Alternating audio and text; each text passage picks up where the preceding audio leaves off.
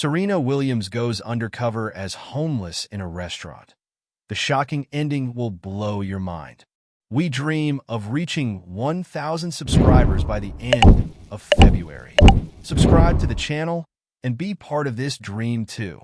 The streets of Manhattan hummed with life. Neon lights flickering above as waves of people rushed past without a second glance at the woman sitting near a grimy alleyway. Wrapped in tattered blankets, her once glorious athletic frame now masked under layers of dirt-streaked clothes, she blended into the urban landscape like any other forgotten soul. The damp chill of the night pressed against her skin, but Serena Williams barely noticed. She had spent weeks preparing for this moment, allowing herself to descend into a reality far removed from the luxury she was accustomed to. For now, she was not the tennis legend, the 23-time Grand Slam champion. She was just another homeless woman, nameless, invisible, and ignored. She had chosen this restaurant for a reason. Nestled in the heart of the city's financial district, La Maison Royale was an establishment known for its opulence and exclusivity, a place where the elite dined on delicacies while stepping over the city's unseen struggles. Serena had read the reviews, seen the extravagant menus, and, more importantly, heard the whispers about how the staff treated those who didn't fit their pristine clientele. Her heart pounded with anticipation. She wasn't just here to observe. She was here to experience, to see if kindness existed in the places where wealth overshadowed empathy. Taking a deep breath, she steadied herself, pushing her battered shopping cart closer to the restaurant's entrance, ready to embrace the part of her new identity. The moment she stepped under the golden-lit awning, the reactions were immediate. Conversations faltered, laughter dimmed, and all eyes flicked toward her disheveled form. A waiter, his crisp uniform perfectly pressed, stiffened at her presence. His forced smile barely concealed the disgust curling at the edge of his lips. "Ma'am," he said, his voice strained, "I'm afraid you can't stand here." A soft murmur spread through the restaurant, patrons subtly turning their heads, some whispering behind polished wine glasses. Serena, playing her role, trembled slightly, her voice a hoarse plea. "I just need something to eat. Anything." The words felt foreign on her tongue, but the hunger in her eyes was real. It was the hunger to see if anyone at all, would break the script and offer something more than indifference. A shift in the air, a shadow of conflict crossed the waiter's face, but then a firm hand landed on his shoulder. The manager, a man in his 50s with slicked-back silver hair and a gaze as cold as the marble floors. "Get rid of her," he ordered, his tone clipped and impatient. "This is not a place for charity cases." The waiter hesitated, but the manager's sharp glare was enough to stiffen his resolve. He took a step closer, lowering his voice as if Serena's mere presence was contaminating the atmosphere. "You need to leave now, or I'll have security remove you." The weight of their rejection pressed heavy against her chest, but she wasn't done yet. Not by a long shot. With slow, deliberate movements, Serena raised her head, meeting the manager's gaze with quiet defiance. If they thought she would slink away unnoticed, they had no idea who they were dealing with. The tension in the air was thick, suffocating, as Serena locked eyes with the restaurant manager. His icy glare was one she had seen before, on the faces of those who judged without understanding, those who saw only what they wanted to see. He had already decided she was worthless, a nuisance, an intruder in his pristine world. But Serena remained still, her expression unreadable, her body language controlled. She had trained for moments of pressure her entire life, but this was a different kind of battle. It wasn't fought with a racket and a ball. It was fought with dignity, perseverance, and the will to push back against injustice. "Did you hear me?" the manager hissed, stepping closer, his voice laced with irritation. "You're making my customers uncomfortable." Behind him, a few guests snickered. A well-dressed couple exchanged amused glances, the woman's manicured fingers swirling the stem of a wine glass as she whispered something to her companion. A businessman in a tailored suit shook his head in mock sympathy. "Pathetic," he muttered under his breath. Serena caught the word, felt the sharp sting of it, but she remained composed. She wanted to see how far they would take this, how deep their lack of empathy ran. Then, without warning, she felt it. The sharp shove against her shoulder. The waiter, younger and seemingly unsure, had hesitated. But the manager? He had no such reluctance. His push was firm, an order in motion. "I said leave," he barked, his voice carrying through the restaurant like a whip cracking against marble. Serena stumbled slightly, but caught herself before falling. A few gasps rippled through the restaurant, but no one moved to help. No one stood up. They just watched, curious, entertained, indifferent. The reality of the moment settled deep in her chest. This wasn't just about her. This was about the thousands of others who had walked this same path, who had been turned away, dismissed, humiliated. She was only playing a role, but for them, this was life. And that thought made her blood boil. Serena straightened, her dark eyes burning with something far more powerful than anger, resolve. She took a step forward, slowly, deliberately. The manager stiffened, clearly not expecting her to resist. "Please," she rasped, her voice hoarse from the cold night air. "Just a small meal. I'll sit in the corner. I won't disturb anyone." The manager scoffed. "We don't serve people like you. People like you." The words echoed in her mind, reverberating like the sound of a ball striking a racket at full force. It was then that she realized something chilling. The problem wasn't just this restaurant, this manager, or these customers. The problem was society itself. The ingrained belief that worth was measured by appearance, that kindness was conditional, that dignity had a price tag. And Serena Williams wasn't about to let that stand. The moment hung between them, stretched thin by silence. The manager turned to the security guard posted near the entrance, signaling with a jerk of his chin. "Remove her." The security guard, a tall man with a muscular build, hesitated for a fraction of a second. His eyes flickered with something unreadable. Uncertainty? Guilt? Recognition? But whatever it was, he pushed it down and stepped forward, reaching out to grab Serena's arm. But before he could touch her, a voice cut through the room. "Wait." It was a woman's voice, calm yet commanding. And in an instant, everything changed. The air inside La Maison Royale was thick with unspoken tension. The moment the word "wait" sliced through the hushed murmurs, time itself seemed to stall. All eyes turned toward the source of the voice, a woman seated near the restaurant's grand window, her posture poised, her eyes sharp with curiosity and something else, defiance. She wasn't just another patron. Everything about her screamed power, from the elegance of her emerald silk dress to the confidence in her stance as she slowly rose from her seat. A hush fell over the room as her heels clicked against the marble floor, each step deliberate as she approached the standoff. The manager's jaw tightened. He clearly wasn't expecting resistance from within his own clientele. "Mrs. Kensington," he began, his tone shifting into something more polished, more reverent. "This is just a small disturbance. I assure you." She lifted a manicured hand, cutting him off. "A disturbance?" she echoed, her eyes flickering toward Serena, then back to the manager. "I see a woman asking for food. You see a disturbance?" The room grew still. Serena remained silent, observing. This wasn't part of the plan. She had prepared herself for rejection, for humiliation, for cold dismissal, but not for this. The manager's face darkened. "With all due respect, this establishment has a reputation to uphold." Mrs. Kensington arched an eyebrow. "And what reputation is that? Turning away those in need?" She gestured toward the stunned guests. "I wonder how many of us here would survive if the tables were turned, if our fortunes disappeared overnight, if the suits and the jewelry were stripped away, leaving us with nothing but ourselves. Would you throw me out then?" The manager paled, flustered by the shift in power. The security guard, still poised to act, hesitated once more. "I'll pay for her meal," Mrs. Kensington stated, her voice unwavering. "And I'd like to see how this establishment handles a paying guest who doesn't fit your standards." Gasps rippled through the restaurant.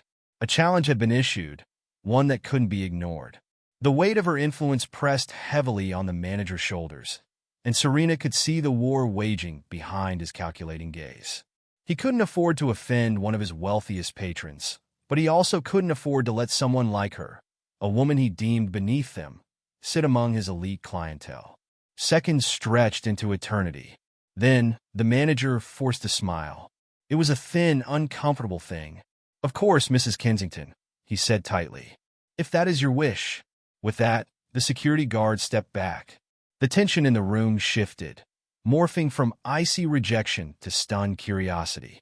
Serena, still holding on to her act, nodded meekly and mumbled, "Thank you."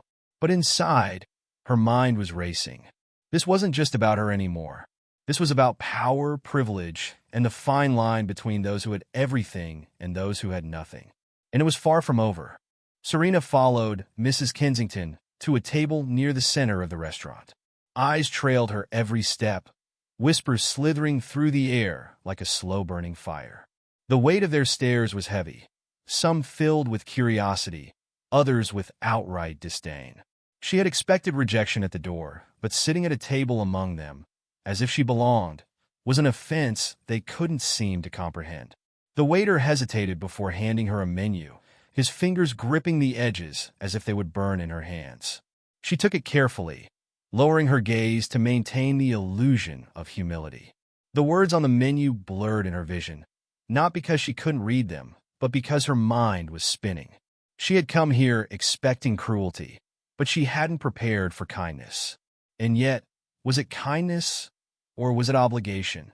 Mrs. Kensington tapped a manicured nail against the glass of red wine before her. "Order whatever you'd like," she said, her tone unreadable. "Let's see if generosity makes them squirm."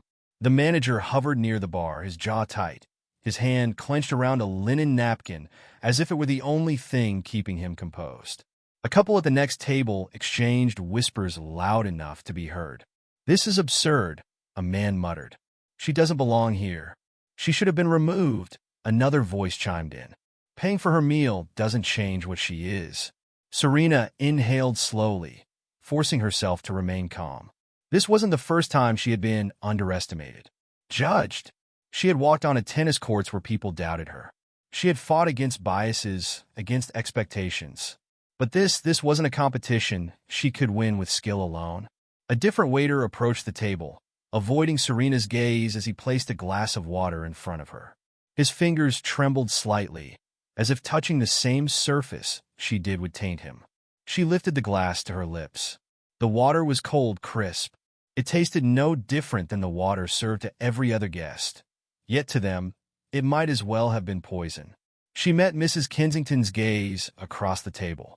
"Why are you doing this?" she asked, her voice quiet, almost hesitant.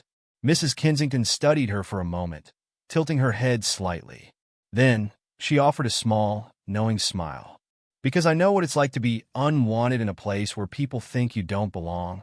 A flicker of something passed between them, an understanding deeper than words. Before Serena could respond, the manager appeared at the edge of the table, his expression strained. "Madam," he addressed Mrs. Kensington, deliberately ignoring Serena. "I must remind you that our restaurant prides itself on a certain ambience. Perhaps you would be more comfortable dining without." He didn't finish, because at that moment, the front doors swung open and a cameraman stepped inside, followed by a journalist holding a microphone. "Excuse me," the reporter called out, her voice slicing through the air like a blade. "We've been tipped off about an incident happening in this restaurant tonight. Would anyone like to comment?" The room fell into stunned silence. Serena remained still. This was the moment she had been waiting for. And now, it was time for the world to see the truth. The air in La Maison Royale turned electric. The chatter of the elite guests ceased, replaced by a stunned silence as the journalist and cameraman strode deeper into the restaurant. The manager stiffened, his carefully curated world suddenly crashing under the weight of exposure. His eyes darted around the room, searching for an escape, but there was none. Serena remained motionless, her fingers lightly resting against the stem of her untouched water glass. The moment had come sooner than she expected, but she was ready. Every cell in her body vibrated with anticipation. The journalist, a woman with piercing eyes and a no-nonsense expression, raised her microphone. "We received reports of a homeless woman being refused service at this establishment. We're here to understand why." A few guests turned away, suddenly finding their wine glasses more interesting than the situation unfolding before them. Others shifted uncomfortably, their privilege now a weight pressing down on their designer-clad shoulders. The manager cleared his throat, his voice tightening with a thin layer of control. "This is a misunderstanding," he said, his polished demeanor slipping just slightly. "We maintain a high standard here at La Maison Royale, and we strive to provide our guests with an exclusive and comfortable dining experience." The journalist arched an eyebrow. "And you don't believe a homeless person deserves a meal?" The manager hesitated, his gaze flickering toward Mrs. Kensington, who sat unbothered, swirling the wine in her glass as though she were merely observing a predictable outcome. "That's not what I said," he corrected sharply. "We have policies that exclude the poor," the journalist pressed. "Policies that determine who is worthy of food and who isn't." A murmur spread through the room. The cameraman focused the lens on Serena, zooming in on her face, her dirt-streaked skin, the exhaustion in her eyes, the way she sat hunched over, as if the weight of society's judgment had crushed her. And then she spoke. "I was turned away at the door," Serena said, her voice softer than her usual commanding presence. "I wasn't asking for charity. I was just hungry." She let the words hang in the air, watching as they settled uncomfortably in the ears of those who had been so quick to ignore her minutes ago. The journalist nodded, shifting toward the manager again. "What do you have to say about that?" The manager's face twisted in barely concealed frustration. "Look," he said, his voice growing harsher, "we are not obligated to serve just anyone who walks in off the street. This is a fine dining establishment, not a soup kitchen." A collective gasp rippled through the room. Someone near the back muttered, "He actually said that?" Serena inhaled deeply. The moment had arrived. She pushed her chair back, rising slowly. The entire restaurant watched in stunned silence as she straightened her posture, the exhaustion on her face melting away, replaced by something stronger, something undeniable. And then, with deliberate slowness, she reached up and wiped her face. The dirt smeared, revealing smooth, unblemished skin beneath. The stringy, tangled wig came off next, revealing the tight, sculpted ponytail she had hidden. Recognition dawned in waves. A man near the bar dropped his fork. Someone gasped. The manager's face drained of color. The homeless woman standing before them wasn't homeless at all. She was Serena Williams. The moment of realization stretched like an eternity. Gasps rippled through the restaurant as the patrons pieced together the impossible truth. Serena Williams, the Serena Williams, stood before them. No longer the homeless woman they had dismissed, but the legendary athlete, businesswoman, and global icon. The manager stumbled back a step, his polished arrogance replaced by pure, unfiltered panic. His mouth opened and closed, but no words came out. The color had drained from his face, and he clutched his hands together as if trying to steady himself. Mrs. Kensington smirked slightly, swirling her wine as if she had seen this coming all along. "Well," she said, breaking the stunned silence, "this just got interesting." The journalist wasted no time. She turned to Serena, her eyes gleaming with the kind of excitement that came with uncovering a groundbreaking story. "Serena Williams," she said, her voice ringing through the restaurant. "Can you tell us why you disguised yourself as homeless and came here tonight?" Serena let the moment settle before she spoke. Her voice was measured, controlled, firm but never angry. "I wanted to see the truth," she said. "I wanted to know how someone in need would be treated in an establishment like this. I wanted to experience, firsthand, whether kindness and humanity extended beyond wealth and privilege." She paused, scanning the faces before her. Some of the guests averted their gazes in shame, while others sat frozen, struggling to process what they had just witnessed. "And what did you find?" the journalist pressed. Serena turned her gaze to the manager. "I found rejection," she said. "I found humiliation. I found that a meal in this restaurant is not served with kindness, but with conditions." She turned back to the journalist. "And I found that some people would rather turn away a hungry person than risk tainting their so-called prestige." The journalist nodded, taking it all in. The cameraman zoomed in on the manager, whose panic had transformed into desperate backpedaling. "This is a misunderstanding," the manager blurted. We didn't know it was you." Serena lifted a hand, cutting him off. That's the point, she said. If you had known who I was, you would have treated me differently. But what about the people who don't have a name you recognize? What about the people who actually live this reality every single day? A heavy silence fell over the restaurant. Then, a voice rang out from the back. She's right. Heads turned. It was the young waiter, the one who had hesitated when the manager had ordered him to remove Serena. He stepped forward, his face pale but determined. I didn't agree with how she was treated, he admitted, his voice shaking slightly. But I was afraid to say anything. I see people like her, like how she appeared tonight, all the time, and I've watched them be turned away, like they don't matter. He swallowed hard, his hands balling into fists. But they do matter. And this whole thing, it's wrong. A murmur of agreement spread through the crowd. Serena met the young waiter's gaze and nodded in quiet approval. He had done something rare in a world that often rewarded silence. He had spoken up. The manager, now completely unraveling, turned to Mrs. Kensington, as if hoping for support. Madam, please, he stammered. You must understand. This is not how we normally. Mrs. Kensington took a slow sip of her wine and set the glass down with an audible clink. Then she tilted her head and studied him. I think, she said, I'll be taking my business elsewhere. And just like that, La Maison Royale lost one of its most influential patrons. Serena glanced at the journalist, who nodded in understanding. The cameras had captured everything. The world would see the truth. She turned toward the exit, walking with the same confidence she had always carried on the court. She had come here seeking answers, and now she had them. And soon, so would everyone else. By the time Serena Williams stepped out of La Maison Royale, the weight of the night pressed against her like a victory she hadn't fully prepared for. The moment she exited, the cold air hit her, but it was nothing compared to the storm brewing online. Within minutes, the video had gone viral. Clips of the manager's disdainful words, the young waiter's confession, and Serena's unmasking spread like wildfire across social media. Hashtags like hashtag Dine with Dignity, hashtag Serena exposes truth, and hashtag No One Invisible dominated the internet. News outlets picked up the story. Talk shows debated the implications, and activists seized the moment to call out systemic discrimination in elite spaces. Serena sat in the back of a black SUV, watching the explosion unfold on her phone. Breaking news. Tennis legend Serena Williams goes undercover as homeless. What she exposed will shock you. Tweet from LeBron James, damn. At Serena Williams just did what most of us talk about but don't do. Respect, Queen.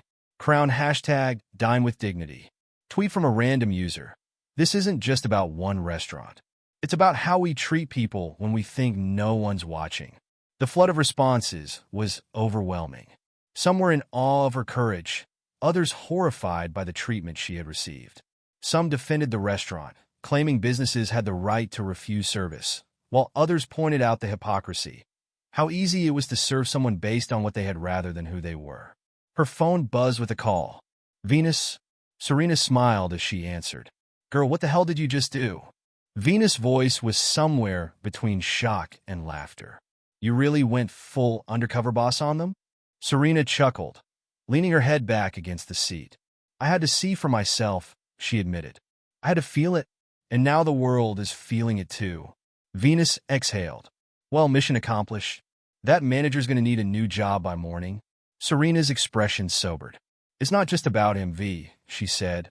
It's about how many other places do the same thing. How many other people get treated like they don't belong. I just happen to be someone they'd regret turning away. There was a pause on the line. Then Venus spoke, softer this time. So what's next? Serena's fingers tightened around her phone. She had exposed the problem. Now she needed to do something about it. I'm going to make sure this conversation doesn't die, she said. I want real change, not just outrage. Solutions. Venus hummed in approval. Let me know how I can help. As the call ended, Serena looked out the window at the towering skyline of the city. The night had started with rejection, humiliation, and a test of humanity. But now, it had turned into something bigger, something with the power to challenge perceptions and demand change. And she wasn't going to stop here. She was just getting started. By the next morning, Serena Williams' name was everywhere. Every major news network had picked up the story, from CNN to BBC to ESPN. The footage of her undercover experience at La Maison Royale played in endless loops on television screens worldwide, dissected by journalists, activists, and social commentators. But for Serena, exposure wasn't enough. Sitting in her private study, she scrolled through emails from organizations, sponsors, and activists reaching out, wanting to collaborate. Some offered donations, others proposed interviews, and a few suggested legal action against the restaurant. The restaurant itself had already issued a formal apology, but it was too little, too late. The damage had been done. She turned to her assistant, Jordan, who sat across from her, taking notes. "I don't just want an apology," Serena said, her voice firm.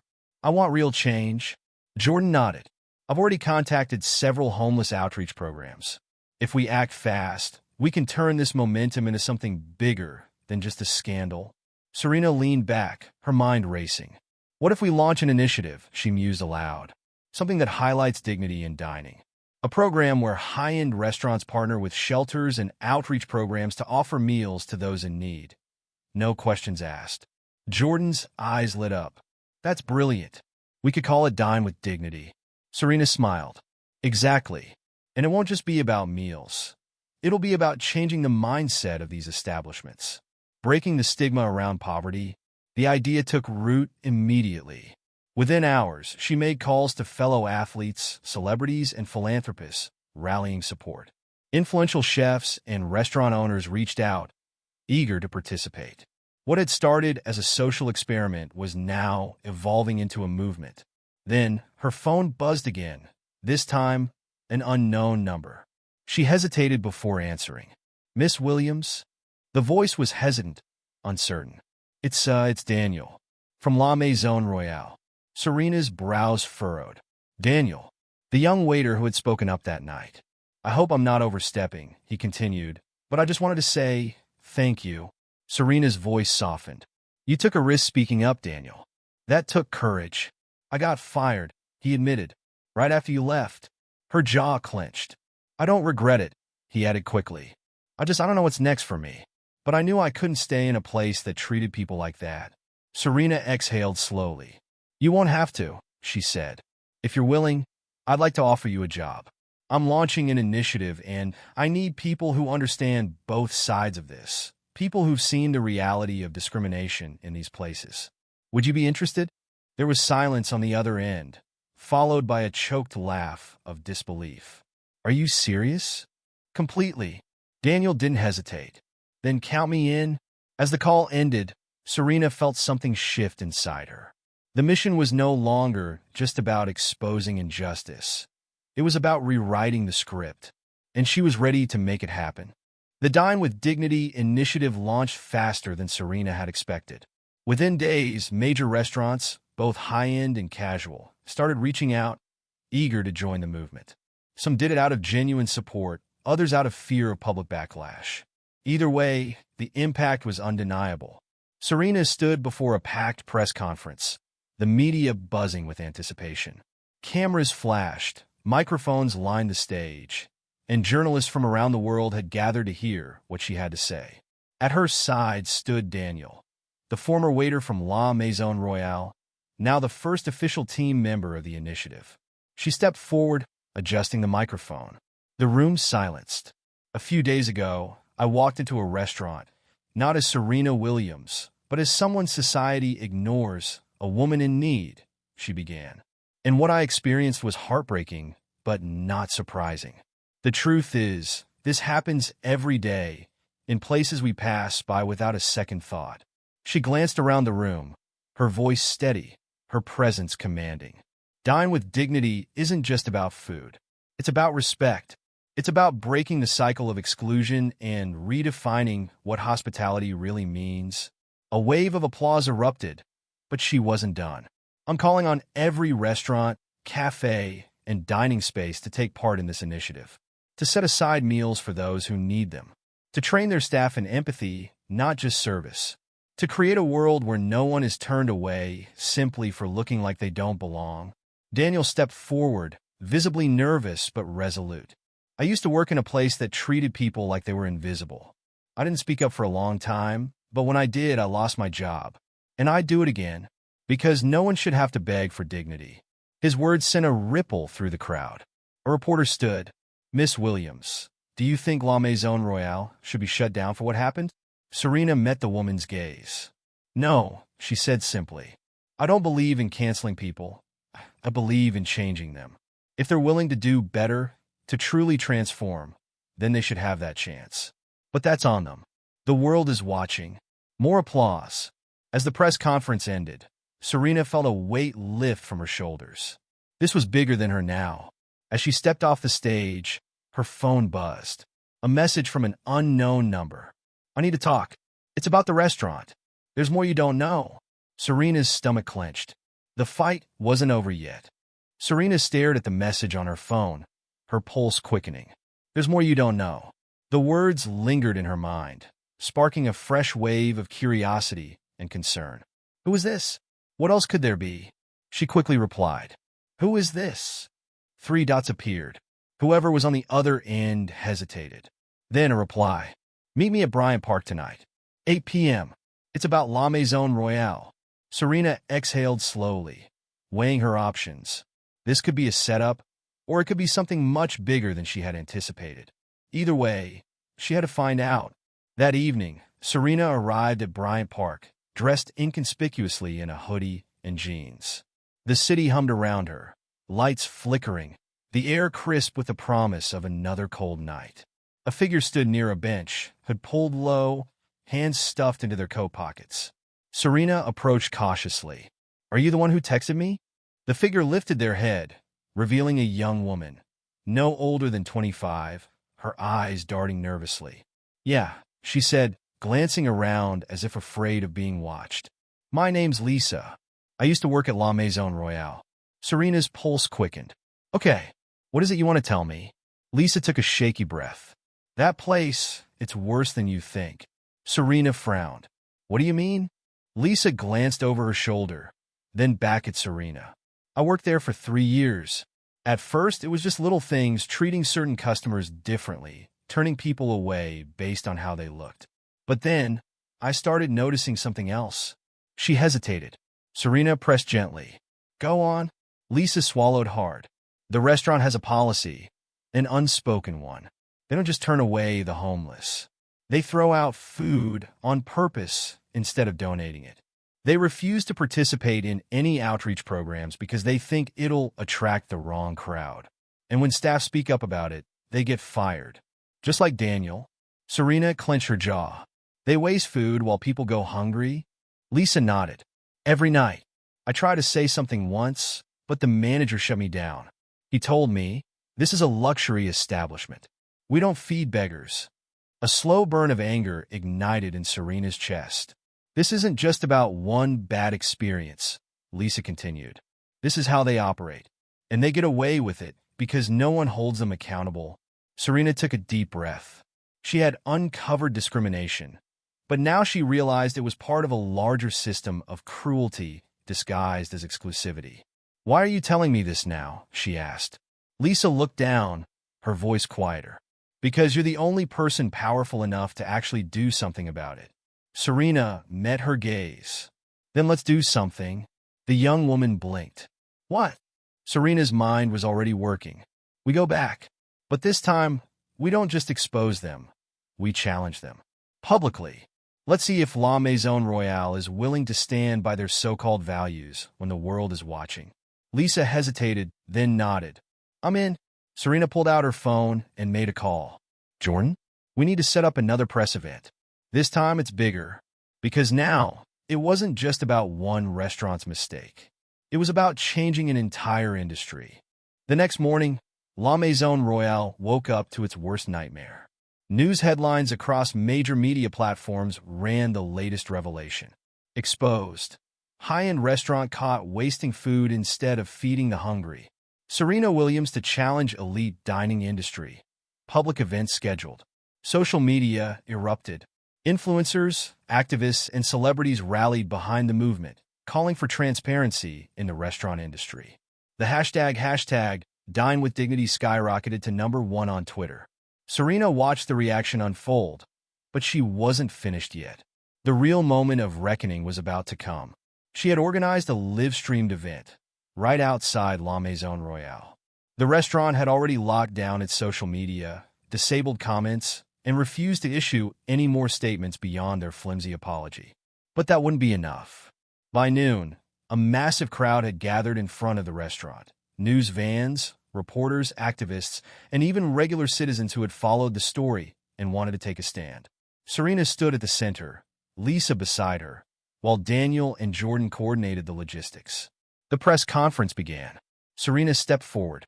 "We're here today because La Maison Royale isn't just one bad apple. It represents a deeper problem, one that exists in luxury dining, in corporate greed, in the way we decide who is worthy of dignity and who isn't." The camera zoomed in, capturing every word. Lisa took a deep breath and spoke next. "I worked inside that restaurant. I saw the waste, the way they threw away perfectly good food instead of giving it to people in need. And anyone who questioned it was fired." Murmurs of outrage rippled through the crowd. Serena continued, her voice unwavering. "We offered La Maison Royale a chance to be better. We asked them to acknowledge their mistakes, to take real action, to support Dine with dignity. They refused." She turned toward the restaurant's darkened windows, knowing the staff inside were watching. "So here's our challenge." She gestured toward a row of food trucks lined up behind her, each one marked with the Dine with Dignity logo. These restaurants and chefs have come together to show what hospitality really means. We're feeding people, no restrictions, no barriers. This is what dining should be about. A roar of applause broke out. Serena faced the restaurant once more. "La Maison Royale, you can either continue hiding, or you can step up. The world is watching." The cameras panned to the restaurant's entrance. For a long moment, nothing happened. Then, the doors swung open. The restaurant's owner, a man Serena had never met, stepped forward, flanked by the pale-faced manager and other executives. His expression was stiff, but there was something in his posture, hesitation, unease. He took the microphone, clearing his throat. "Miss Williams, we'd like to talk." Serena raised an eyebrow. "Talk? Or change?" The owner's gaze shifted toward the massive crowd, then to the cameras broadcasting this moment to millions. He exhaled sharply. "Change?" The tension outside La Maison Royale was thick, electrified by anticipation. The restaurant's owner, a man in a tailored suit whose face had never before been attached to scandal, shifted under the weight of a decision he hadn't expected to make in front of the entire world. The cameras zoomed in on him, catching every flicker of discomfort, every nervous glance toward Serena Williams, who stood tall, unshaken. Serena folded her arms, waiting. The power had shifted. No longer did La Maison Royale dictate who was worthy of entry, who deserved to be seen, who mattered. Today, the decision wasn't theirs, it was hers. The owner cleared his throat. "Miss Williams, He hesitated, choosing his words carefully. "We acknowledge that mistakes were made." A murmur ran through the crowd. Lisa scoffed under her breath. "Mistakes? That's what they're calling it." Serena remained still, her expression unreadable. "And?" The owner exhaled. "And we are prepared to make immediate changes to our policies." Serena tilted her head slightly. "Like what?" The man shifted uncomfortably. "We will implement a food donation program. Moving forward, any unsold meals will be redirected to shelters and outreach programs instead of being discarded." Some of the crowd clapped, but Serena held up her hand, silencing them. "That's a start," she said, "but not enough." The owner swallowed hard. The cameras zoomed in. "We're also launching a training program for all staff," he added quickly, glancing at the pale-faced manager beside him. "Mandatory sensitivity training, to ensure all guests are treated with respect, regardless of their background." Serena nodded slightly, but didn't let up. "And?" The man hesitated, then exhaled in defeat. "And we would like to officially partner with Dine with Dignity to support your initiative." The crowd erupted in applause. Serena studied him carefully, then turned to the audience. "This isn't about one restaurant. It's about setting a new standard." She gestured toward the food trucks, where people were already lining up for meals. No one should be turned away from a meal. No one should be treated as invisible. And if La Maison Royale can change, then every high-end restaurant in this country can do the same. She turned back to the owner. Your partnership is accepted, but understand this. We're watching. The world is watching. If you backtrack, if you fail to deliver, you'll answer to more than just me. The owner nodded stiffly, knowing she meant every word. Serena stepped forward, extending a hand. The camera zoomed in as he took it, sealing the agreement in front of millions. The fight wasn't over, but this was a victory. Not for her, but for the people who had been turned away for years, for the waiters and workers forced to follow cruel policies, for the dignity that every person deserved. As the press event wrapped up, Serena felt the weight of the moment settle. This had started as a test, an experiment to see the truth. Now, it had become a movement, and she was just getting started. If you made it this far, comment where you're watching from, and let US know if the story of justice moved you.